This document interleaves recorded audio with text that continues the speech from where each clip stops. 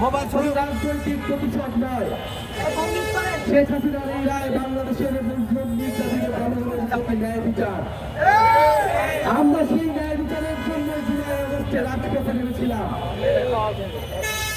ফলে শেখ হাসিনাকে দেশে ফিরিয়ে আনতে যত ধরনের কূটনৈতিক রাজনৈতিক তৎপরতা করা প্রয়োজন, এই অন্তর্বর্তী সরকার সেই তৎপরতা শুরু করবে বলে আমরা আশা করছি।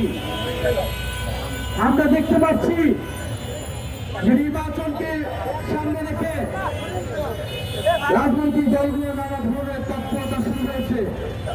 আমরা আহ্বান জানাবো বাংলাদেশের মানুষের সাথে জুলাই গণঅভ্যুত্থানের সাথে প্রতারণা করে কেউ বিচারের ব্যাপারে আপোষ করবেন না, তাহলে বাংলাদেশের জনগণ আপনাদের কোনোদিকে ক্ষমা করবে না।